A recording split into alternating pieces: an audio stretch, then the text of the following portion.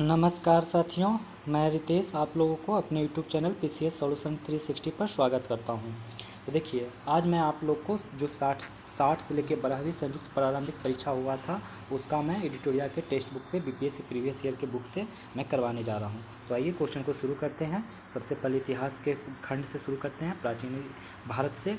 तो आइए, चीनी यात्री सुंग युंग ने भारत की यात्रा की थी। कब की थी? तो 515 से 520 ईस्वी में की थी। चीनी यात्री सुंग युन ने भारत की यात्रा की थी 515 ईस्वी से 520 ईस्वी के बीच में की थी। भारत आने वाले अन्य चीनी यात्री थे फाहियान, हेनसांग और इतसिंग। निम्न में से किस हड़प्पा-कालीन स्थल से टेराकोटा का हल प्राप्त हुआ है? तो बनावली। निम्न में से किस हड़प्पा-कालीन स्थल से टेराकोटा का हल प्राप्त हुआ है? तो वो है बनावली। बनावली हरियाणा के फतेहाबाद जिला में स्थित एक पुरातात्विक स्थल है। इससे पूर्व राजस्थान स्थित कालीबंगा नामक स्थान से जुते हुए खेत के प्रमाण मिले हैं। थर्ड क्वेश्चन, कलिंग नरेश खारवेल का संबंध था? तो वो संबंध था चेदी वंश से। कलिंग नरेश खारवेल का संबंध किस वंश से था? तो चेदी वंश से था। और उड़ीसा में स्थित उदयगिरी पहाड़ी के पास हाथी गुम्फा अभिलेख से खारवेल से संबंधित जानकारी प्राप्त होती है। खारवेल जैन धर्म के अनुयायी था। किस प्रकार की भूमि को अपरहत कहा जाता था? तो बिना जोती हुई जंगली भूमि को अपरहत कहा जाता था। किस प्रकार की भूमि को अपरहत कहा जाता था? तो बिना जोती हुई जंगली भूमि को। अब देखिए, कृषि जोग भूमि को क्षेत्र कहा जाता था। कृषि क्षेत्र भूमि को क्या कहा जाता था? तो क्षेत्र कहा जाता था। और खिल बंजर भूमि को कहा जाता था। खिल क्या किसको कहा जाता था? तो बंजर भूमि को। बस्ती कहा जाता था रहने जोग भूमि को। और सारा चारागाह वाले क्षेत्र को कहा जाता था। सारा चारागाह वाले क्षेत्र को। अब देखते हैं मध्यकालीन भारत से। दीवाने अर्ज विभाग संबंधित था? वो संबंधित था रक्षा विभाग से। दीवान ए अर्ज विभाग संबंधित था रक्षा विभाग से। जसवंत और दसावन प्रसिद्ध चित्रकारी मुगल सम्राट के राज दरबारी थे। तो किसके थे जसवंत और दसावन? तो वो थे अकबर के थे। किसके? अकबर के थे। अकबर के दरबार में रहने वाले अन्य चित्रकार ख्वाजा अब्बू सम्मद मीर सैयद अली थे। ख्वाजा अब्बू सम्मद मीर सैयद थे। 7 नंबर क्वेश्चन को देखेंगे। 7 नंबर क्वेश्चन कह रहा है कि बहमनी राज का संस्थापक कौन था? तब वो था अलाउद्दीन हसन। बहमनी राज का संस्थापक कौन था? तो अलाउद्दीन हसन। फारसी यात्री अब्दुल रज़ाक भारत में किस राजा के शासनकाल में आया था? तो देवराय द्वितीय के शासनकाल में आया था। फारसी यात्री अब्दुल रज़ाक भारत में किस राजा के शासनकाल में आया? तो देवराय द्वितीय के शासनकाल में। अब कुछ चीज़ें याद रखिए। विजयनगर साम्राज्य की यात्रा करने वाले अन्य यात्री का नाम आपको बताते हैं। पहला नाम आपको याद रखना है, पहले तो ऐसे याद रखिए। देवराय प्रथम के शासनकाल में आया था निकोलो कोंटी। कौन आया था? Niccolo Conti. किसके शासनकाल में? तो देवराय ओवन के शासनकाल में। फिर अच्युत देव, इसमें नहीं लिखा हुआ है, लेकिन अच्युत देव जब के शासनकाल में कौन आया था? तो नूनीज आया था। नूनीज। अच्युत देव के शासनकाल में कौन आया? नूनीज आया। और कृष्ण देव राय के शासनकाल में कौन आया? कृष्ण देव राय के शासनकाल में तो बारबोसा आया। कृष्ण देव राय के शासनकाल में कौन आया? तो बारबोसा आया। बारबोसा आया था। और कृष्ण देव राय के ही शासनकाल में डोमिंग पायस आया था। इसी के दरबार में डोमिंग पायस आया था। तो आपको याद हो गया ना, कृष्ण देव राय के दरबार में 2 लोग याद रखिएगा, बारबोसा और डोमिंग पायस। और अच्युत राय के में नूनीज और देव राय प्रथम वन में निकोलो कॉन्टी। अब आधुनिक भारत। मुसलमान यदि खुश और संतुष्ट हैं तो भारत में ब्रिटिश शक्ति का महत्तम बचाव होगा। यह किसने लिखा था? तो W हंटर ने लिखा था। किसने लिखा था? W हंटर ने लिखा था। मुसलमान यदि खुश और संतुष्ट हैं तो भारत में ब्रिटिश शक्ति का महत्तम बचाव होगा। यह किसने लिखा? तो डब्ल्यू हंटर ने लिखा था। डब्ल्यू हंटर ने लिखा। 1857 की क्रांति के दौरान बिहार में क्रांतिकारी का नेता कौन था? तो वो था बाबू कुंवर सिंह। 1857 की क्रांति के दौरान बिहार में क्रांतियों का नेता कौन था? तो बाबू कुंवर सिंह।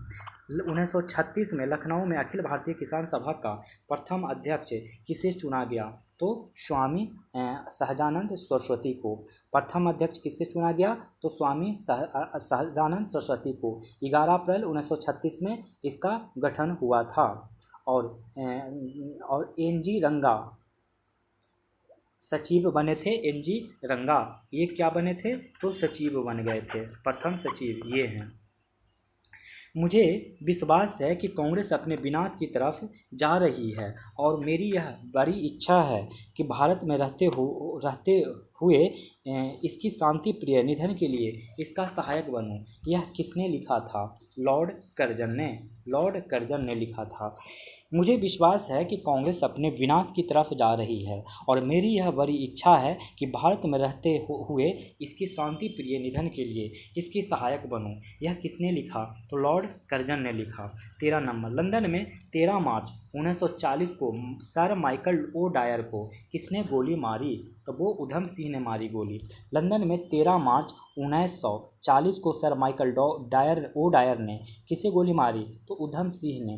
देखिए, माइकल ओ डायर जालियांवाला हत्याकांड का मुख्य दोषी था। सर माइकल ओ डायर, ध्यान से सुनिएगा, सर माइकल ओ डायर कौन था? तो जालियांवाला बाग हत्याकांड का मुख्य दोषी था। यह 1912 से 1919 तक पंजाब में लेफ्टिनेंट गवर्नर के पद पर था। उधम सिंह ने 13 मार्च 1940 को लंदन में माइकल ओ डायर की गोली मारकर हत्या कर दी। जालियांवाला बाग हत्याकांड 13 अप्रैल 1919 को घटित हुआ था। घटित हुआ था। इस घटना से आहत होकर महात्मा गांधी ने केसर हिंद की उपाधि लौटा दी थी। 1919 में जब मॉन्टेग्यू चेम्सफोर्ड अधिनियम पास हुआ था तब इंग्लैंड के प्रधानमंत्री लॉर्ड जॉर्ज थे। 1919 में जब मॉन्टेग्यू चेम्सफोर्ड अधिनियम पास हुआ था तब इंग्लैंड के प्रधानमंत्री कौन थे? तो लॉर्ड जॉर्ज। भारतीय क्रांति की जननी किसे कहा जाता है? तो मैडम भीखाजी रुस्तम कामा को। भारतीय क्रांति की जननी किसे कहा जाता है? मैडम भीखाजी रुस्तम कामा को। समाजवाद का समर्थक कौन था? और 1933 में ब्रिटिश शासन देसी राज्यों, जमींदारवाद और पूंजीवाद को उखाड़ फेंकना चाहता था। तो जवाहरलाल नेहरू। समाजवाद का समर्थक कौन था? और 1933 में ब्रिटिश शासन देसी राज्यों, जमींदारवाद और पूंजीवाद को उखाड़ फेंकना चाहता था। तो जवाहरलाल नेहरू। चिटगांव शस्त्र छापामारी की योजना बनाई गई थी। तो वो बनाई गई थी सूर्य सेन के द्वारा। और 18 अप्रैल 1930 में चिटगांव शस्त्रागार पर हमला सूर्य सेन के नेतृत्व में किया गया। हिंदुस्तान रिपब्लिकन आर्मी के लगभग 65 सदस्य इस छापामारी में शामिल थे। चटगांव स्थल वर्तमान में बांग्लादेश में है।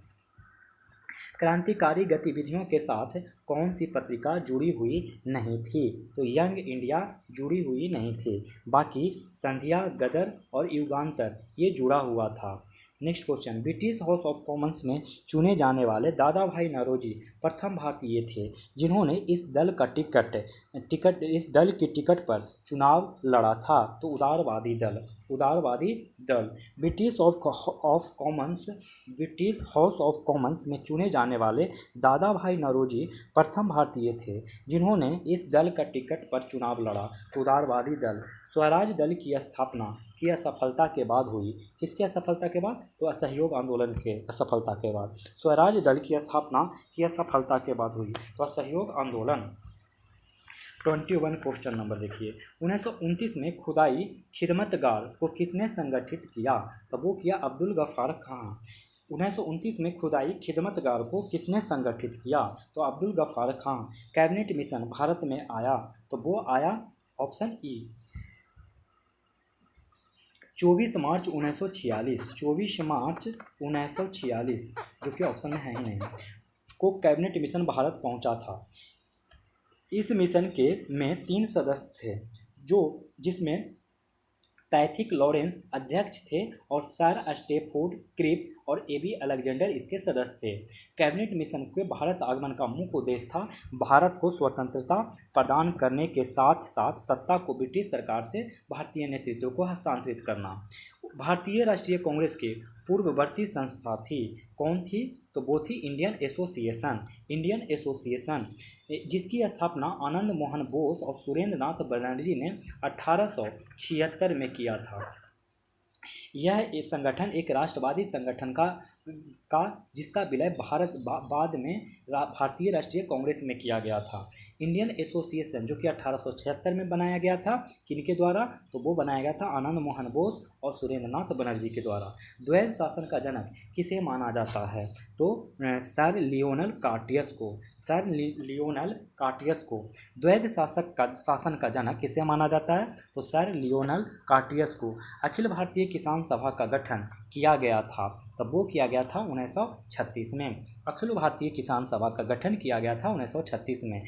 सुरेंद्र नाथ बनर्जी को किस वर्ष भारतीय सिविल सर्विसेज से हटाया गया? तो वो हटाया गया 1874। सुरेंद्र नाथ बनर्जी को किस वर्ष भारतीय सिविल सर्विसेज से हटाया गया? तो 1874। निम्न में से किस वायसराय के कार्यकाल में भारतीयों को राय बहादुर, खान बहादुर उपाधियां प्रदान करना प्रारंभ हुआ? तब वो हुआ लॉर्ड लिट्टन। निम्न में से किस वायसराय के कार्यकाल में भारतीयों को राय बहादुर, खान बहादुर उपाधियां प्रदान करना प्रारंभ हुआ? तो लॉर्ड लिट्टन। 28 नंबर क्वेश्चन देखिए, बिहार विशेष से।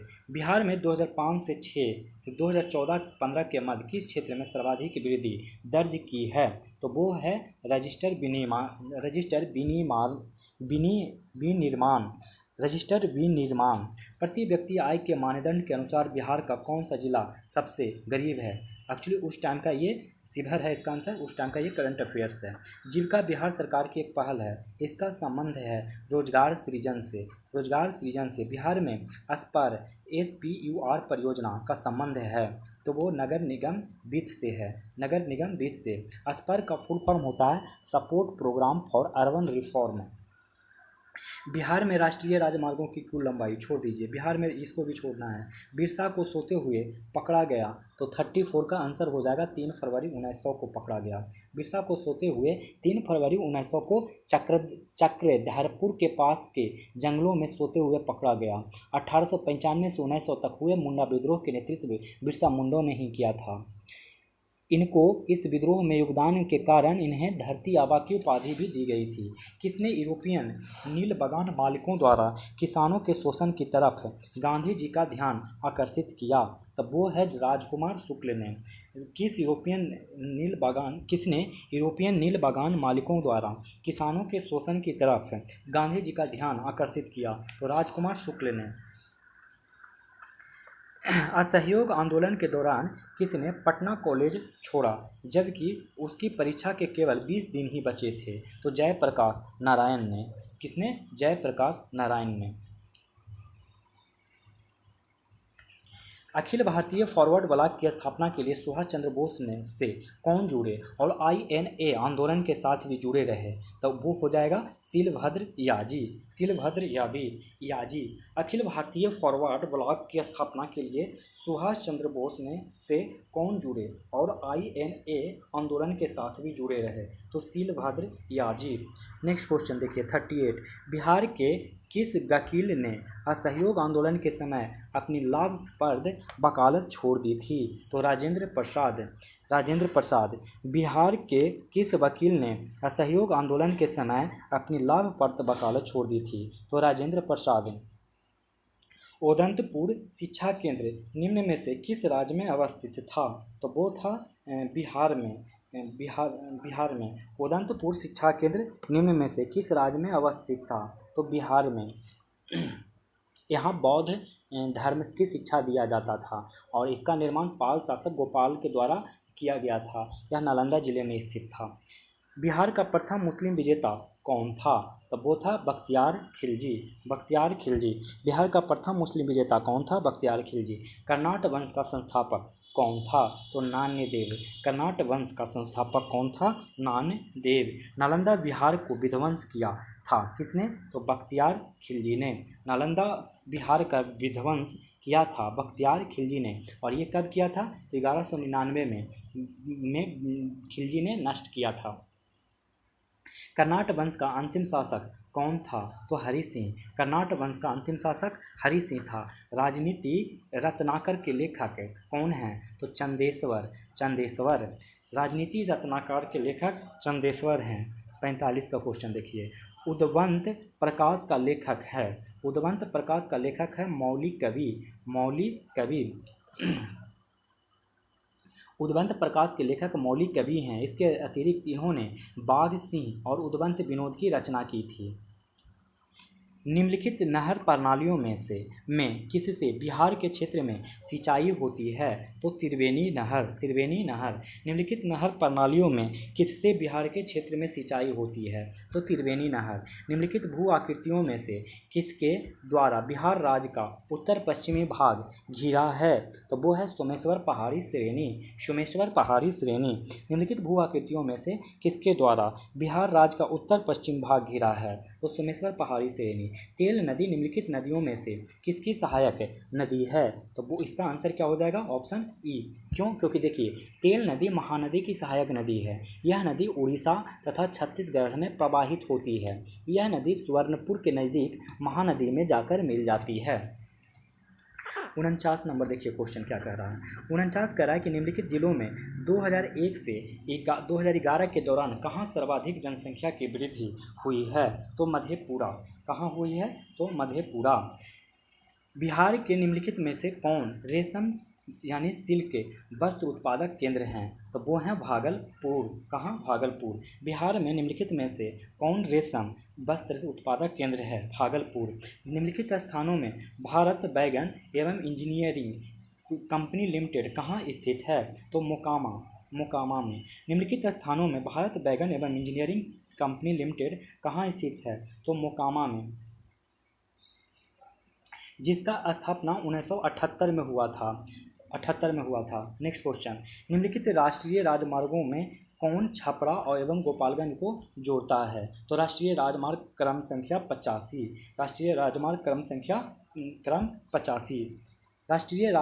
निम्नलिखित राष्ट्रीय राजमार्गों में कौन छपरा एवं गोपालगंज को जोड़ता है? तो राष्ट्रीय राजमार्ग क्रम 85।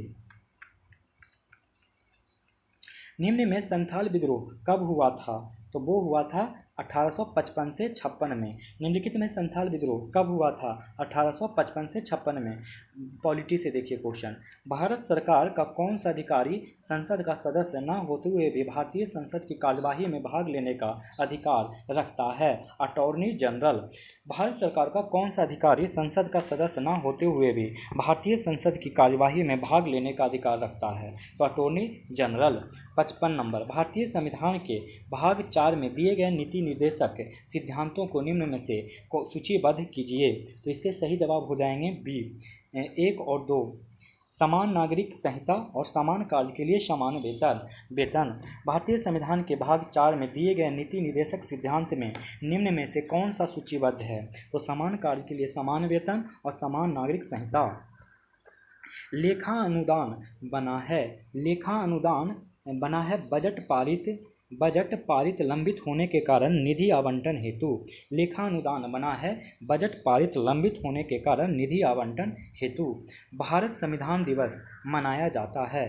भारत संविधान दिवस कहाँ मनाया जाता है? तो कब मनाया जाता है? तो 26 नवंबर को। भारत संविधान दिवस 26 नवंबर को मनाया जाता है।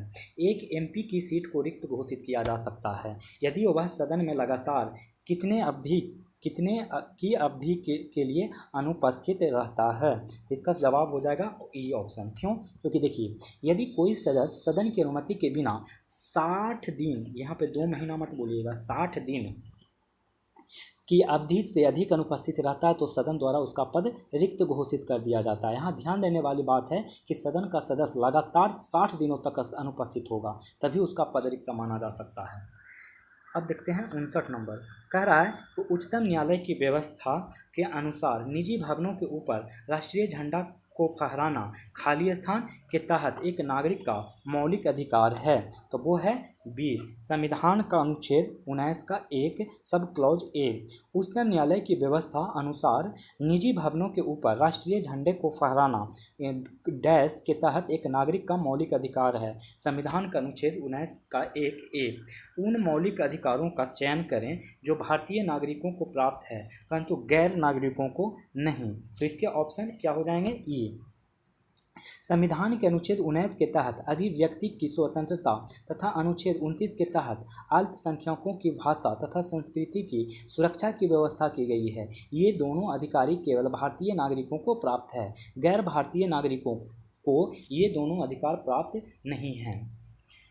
नेक्स्ट क्वेश्चन देखिए 61, भारत में ब्लॉक स्तर पर बनी पंचायत समिति केवल है प्रशासनिक प्राधिकारी।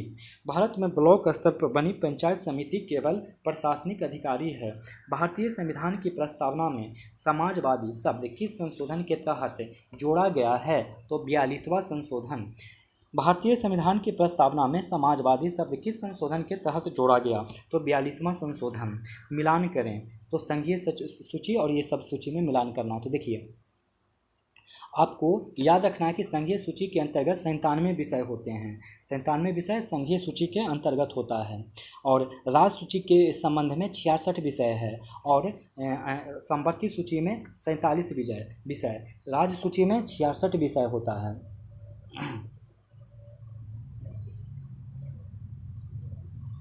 ये बहुत पहले की बात है, लेकिन अभी वर्तमान में आप जान लीजिए संघ सूची में, वर्तमान में संघ सूची में आपको मिलेंगे टोटल कितना 100 विषय, और राज्य सूची के अंतर्गत मिलेंगे 61 विषय, और समवर्ती सूची के अंतर्गत मिलेंगे 52 विषय। तो आप याद रखिए संघ में 100, राज्य में 61, समवर्ती में 52। ये इस ऑप्शन के हिसाब से था आंसर, हमने आपको सही आंसर बता दिया। अब दिखाता हूँ क्वेश्चन नंबर 64, एक नया राज्य बनाने में संवैधानिक संशोधन के लिए कैसा बहुमत चाहिए? तो वो चाहिए साधारण बहुमत चाहिए। भारत संविधान के अनुच्छेद 3 के तहत संसद के नए राज्यों की स्थापना करने का अधिकार प्राप्त है। इसके लिए संसद के दोनों सदनों में उपस्थित सदस्यों के साधारण बहुमत द्वारा विधेयक को पारित किया जाता है। भारत के राष्ट्रपति अपनी शक्तियों का प्रयोग करते हैं, तब वो करते हैं सीधे अथवा अधीनस्थ अधिकारियों द्वारा। भारत के राष्ट्रपति अपनी शक्तियों का प्रयोग करते हैं सीधे अथवा अपने अधीनस्थ अधिकारियों द्वारा। अब देखिए भारत का भूगोल।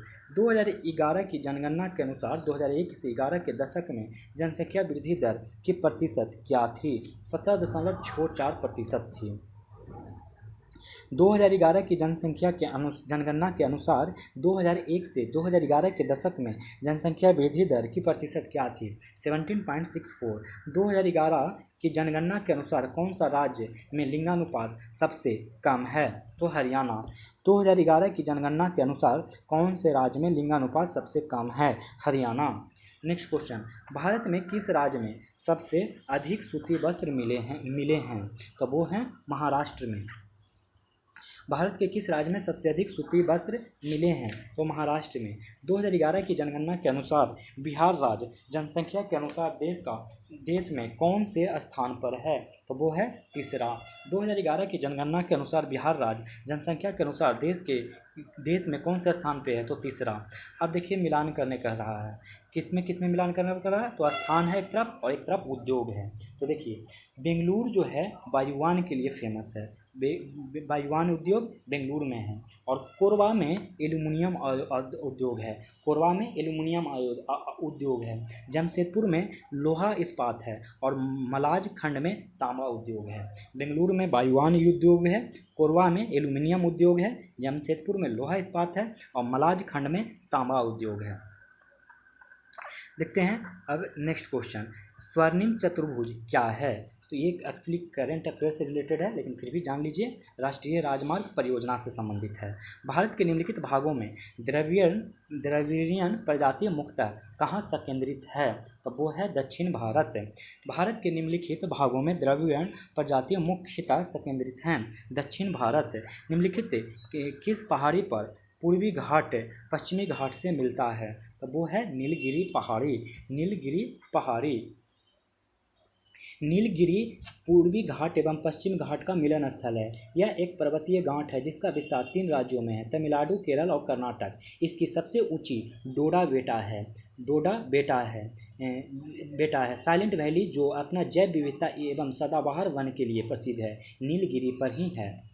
नेक्स्ट क्वेश्चन, निम्नलिखित स्थानों में कहाँ तांबा उद्योग स्थापित है? तो खेतरी में। निम्नलिखित स्थानों में कहाँ तांबा उद्योग स्थापित है? तो खेतरी में। निम्नलिखित नगरों में अलकनंदा एवं भागीरथी कहाँ मिलकर गंगा नदी बनाती है?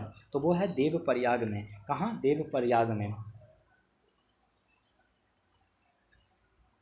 निम्नलिखित में लौह अयस्कों में से बैलाडीला में किसका खनन होता है? तब वो होता है हेमेटाइट का। निम्नलिखित लौह अयस्कों में से बैलाडीला में किसका खनन होता है? हेमेटाइट का। नेक्स्ट क्वेश्चन कह रहा है विश्व के भूगोल से तेल के कोष सबसे ज़्यादा किस देश में है? तो वो है वेनेजुएला में। वेनेजुएला में है। तेल के कोष सबसे ज़्यादा किस देश में है? तो वेनेजुएला में। दक्षिण अमेरिका में मध्य अक्षांशीय घास के मैदान का क्या नाम है? तो वो है पम्पास। दक्षिण अमेरिका में मध्य अक्षांशीय घास के मैदान का क्या नाम है? पम्पास। ग्रेट विक्टोरिया मरुस्थल कहाँ स्थित है? तो ऑस्ट्रेलिया में। ग्रेट विक्टोरियन मरुस्थल कहाँ स्थित है? ऑस्ट्रेलिया में। निम्नलिखित में से कुलगाड़ी में कौन सी क्रिया संपन्न होती है? तो वो सोना खनन का होता है। सोना खनन होता है। कलबुर्गी ये कुलगाड़ी है। कलबुर्गी सोने के खनन के लिए विश्व प्रसिद्ध है। यह खान पश्चिमी ऑस्ट्रेलिया में स्थित है।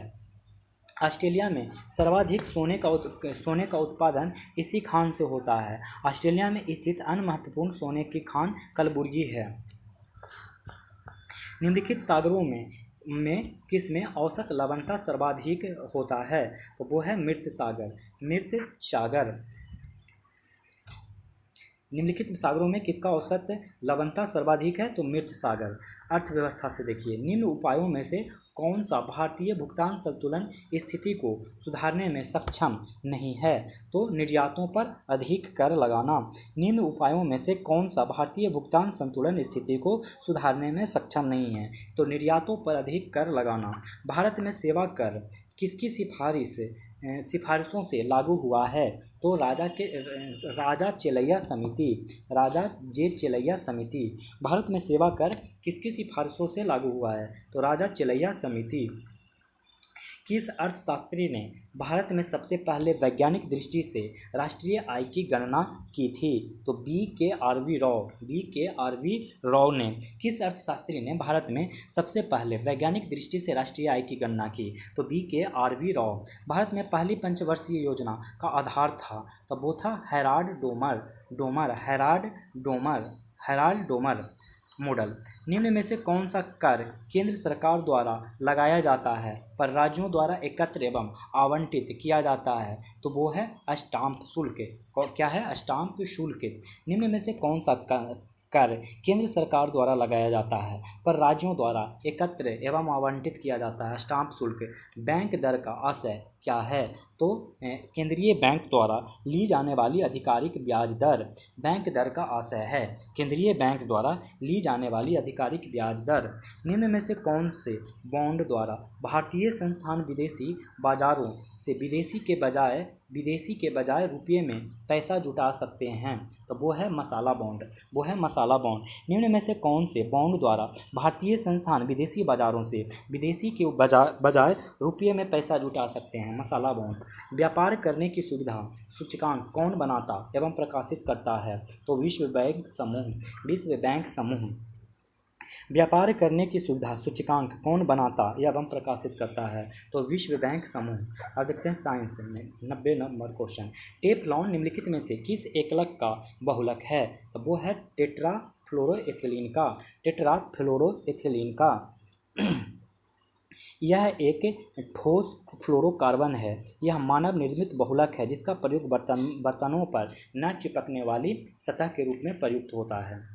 अब देखते हैं 91 क्वेश्चन नंबर।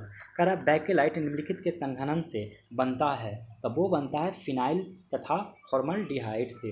फिनॉल तथा फॉर्मल्डिहाइड से। बैकेलाइट निम्नलिखित में के संघनन से बनता है फिनॉल तथा फॉर्मल्डिहाइड से।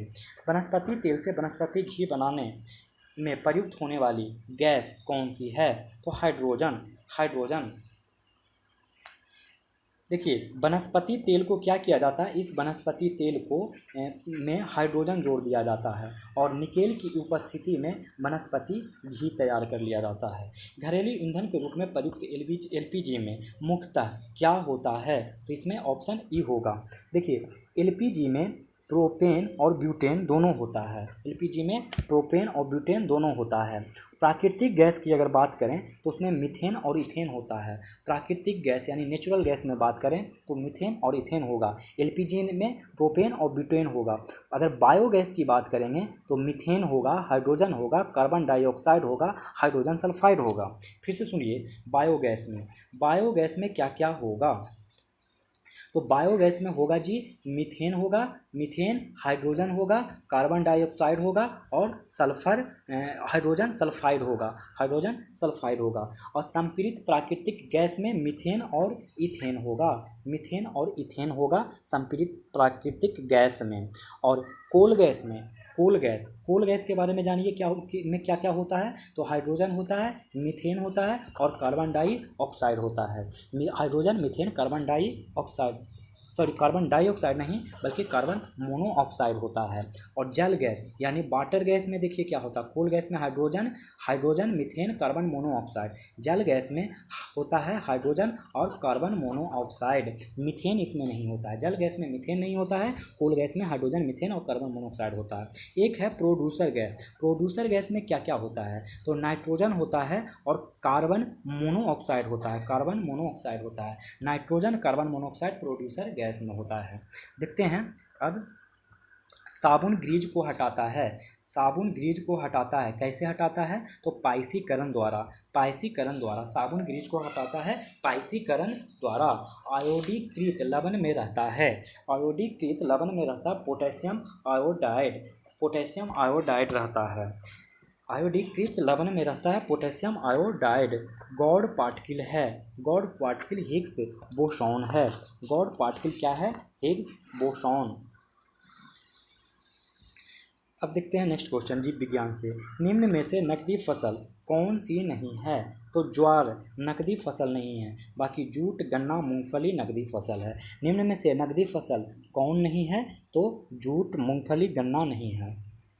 ये तीनों है, गन्ना, मूंगफली, जूट नकदी फसल है और ज्वार नकदी फसल नहीं है।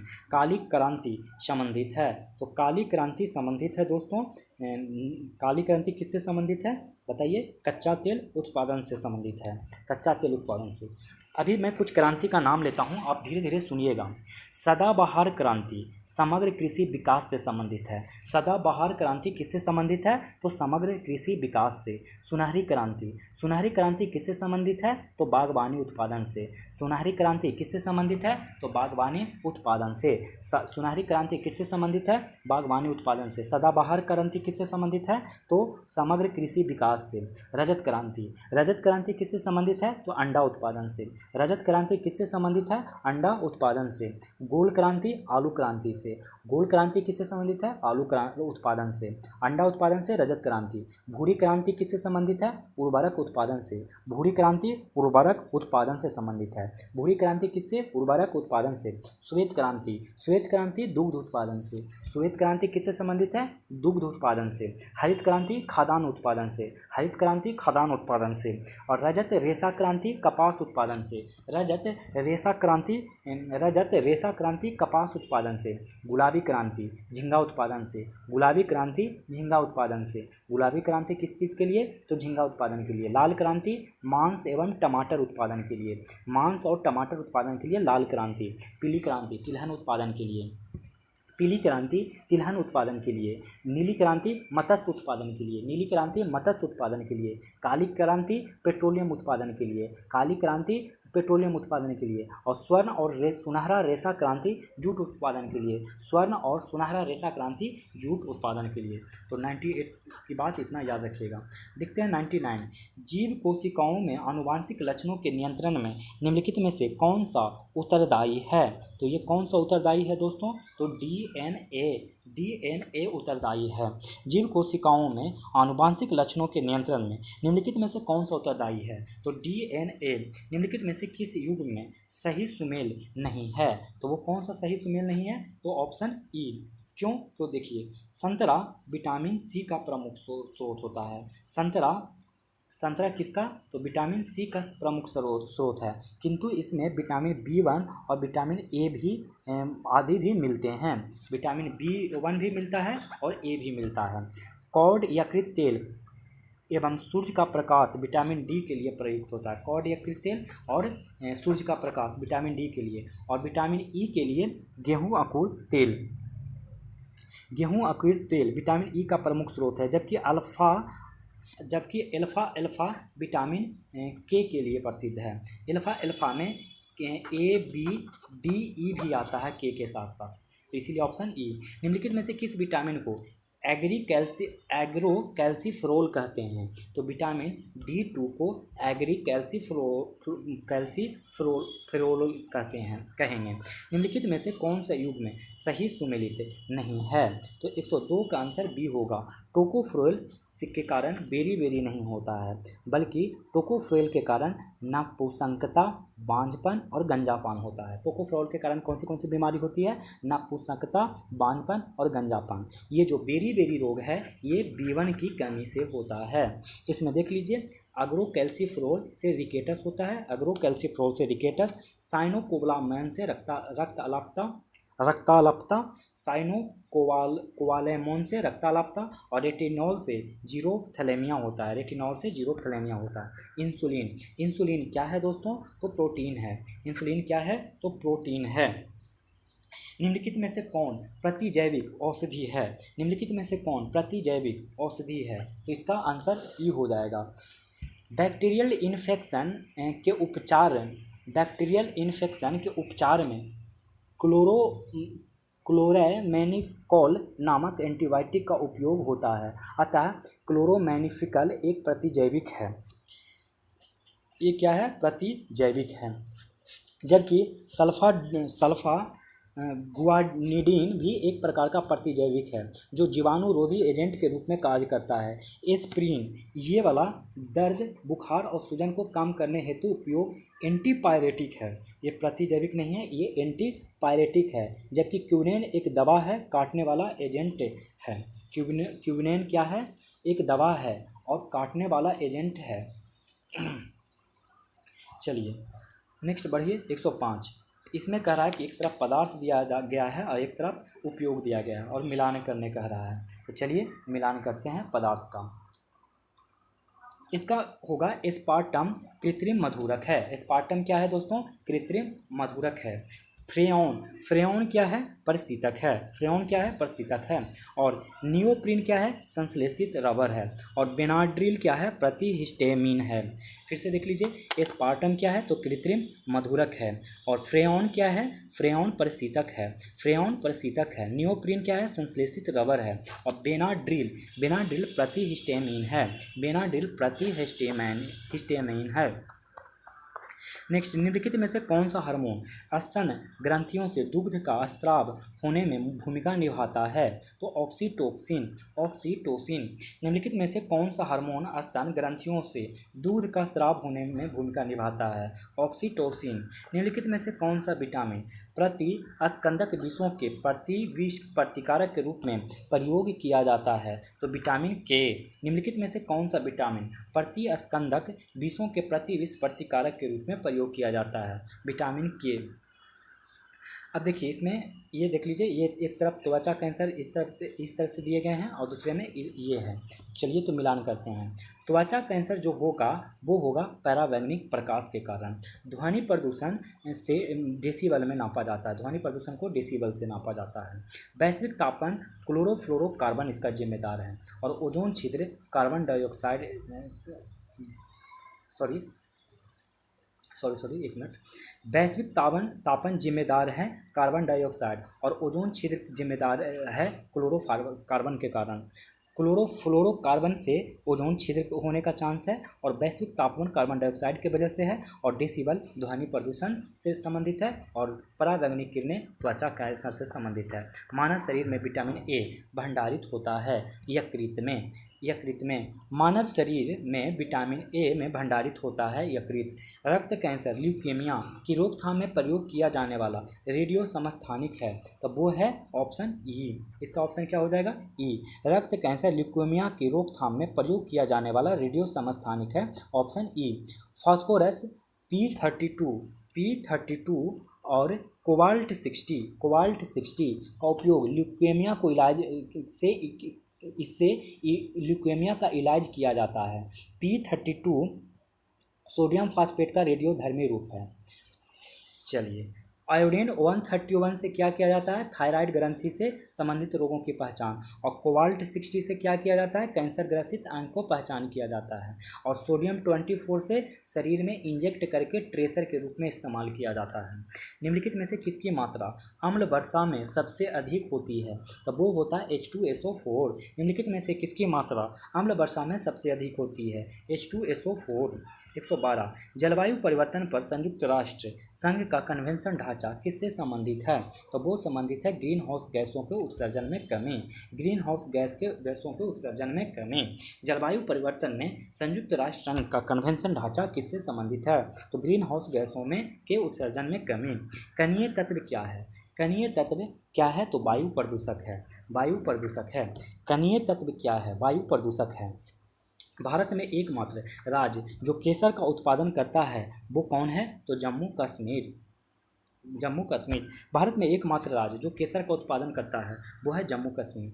तो दोस्तों ये समाप्त हो गया। अब यहाँ से करंट अफेयर्स को क्वेश्चन स्टार्ट हो जाएंगे, तब आप लोग से मैं विदा लूँगा। अगर आप लोग को ये वीडियो पसंद आ रहा हो तो लाइक करें, अगर चैनल पर नया हो तो सब्सक्राइब करें, दोस्तों को भी शेयर करें। अब आपको मिलेंगे नेक्स्ट वीडियो में। तो अब के लिए धन्यवाद।